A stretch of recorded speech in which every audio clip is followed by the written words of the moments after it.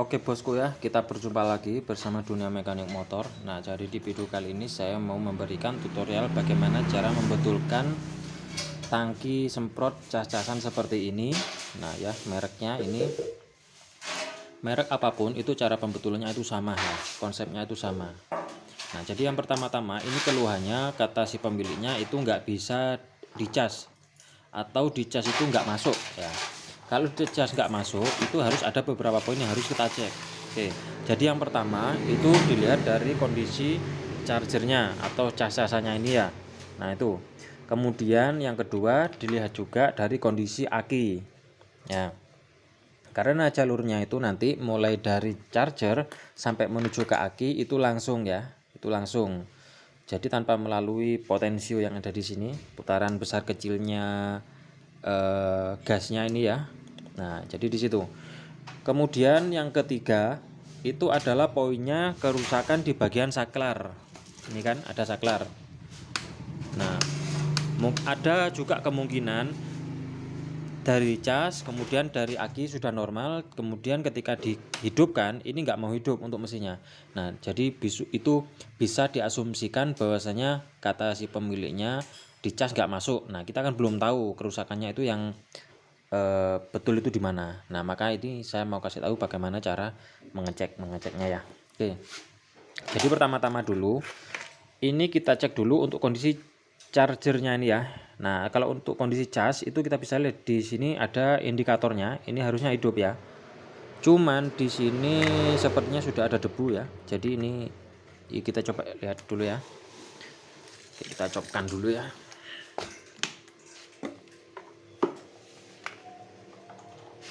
Oke, tuh kan bisa hidup ya. Untuk casnya nggak kelihatan. Ini hidupnya, nah ya, hidupnya warna hijau. Nah, ini biasanya kalau kondisinya ngecas ini hidupnya warnanya merah. Oke, tapi kita cek dulu, memang benar di sini hidup, cuman di sini nanti keluarnya kita belum tahu ya. Oke.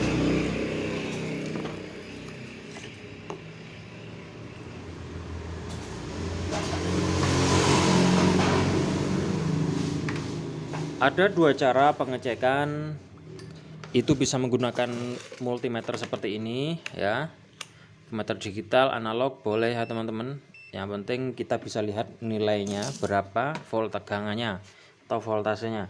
Nah, kemudian yang kedua bisa kita cek menggunakan bohlam seperti ini, bohlam sen ya. Nah, jadi yang kita cek ini kan ada soketan 3, ada lubang 3. Jadi yang kita cek itu lihat dulu di kondisi dalam sana itu tembusannya itu mana dengan mana. Tapi kebanyakan yang dipakai itu yang sebelah bawah. Jadi dua nih. Kita cek dulu dengan menggunakan multimeter. Ya. Saklarnya DC ya teman-teman. Kita cek.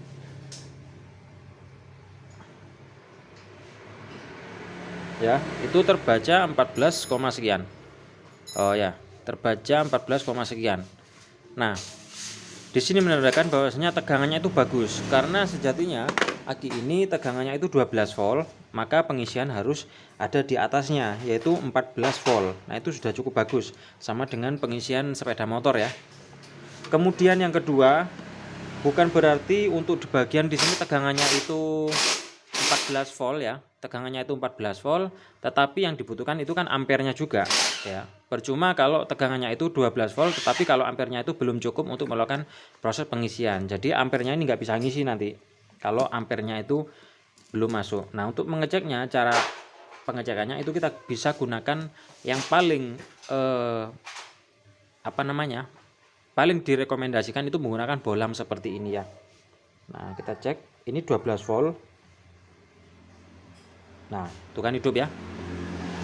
Hidupnya terang, kurang lebih sama dengan lampu motor ya. Nah, itu. Nah, kalau lampu sen ini hidup ya.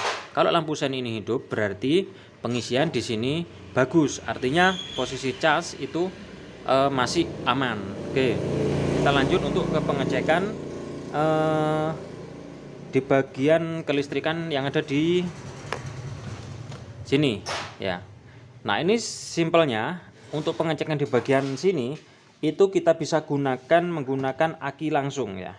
Bisa teman-teman kalau punya aki simpanan itu bisa dipakai, kalau belum punya aki ya aki-aki motor itu juga bisa ya, itu sama. Yang membedakan hanyalah ampernya. Oke ya, kita mau cek kabel yang hitam taruh ke negatif, kabel yang merah taruh ke positif. Tuh, saya langsung hidup ya. Nah, kita coba tekan saklarnya. Oke. Nah, ini potensionya main ya. Ini ada potensio. Besar kecilnya semburannya ini juga bisa. Bisa juga buat matikan ya.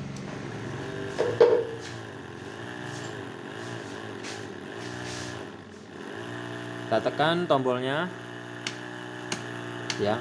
Nah, ini kalau tombol ditekan biasanya itu setiap mesin semprot itu ada yang ditekan tombol itu dia langsung hidup seperti ini contohnya ya. Jadi semburannya dia langsung keras, langsung kencang. Nah, seperti ini. Jadi ini sudah nggak bisa main untuk potensionya. Tergantung rakitan daripada setiap mesin semprotnya. Cuman itu tidak terlalu tidak terlalu dipergunakan. Cuman hanya beberapa kebutuhan saja seperti nyemprot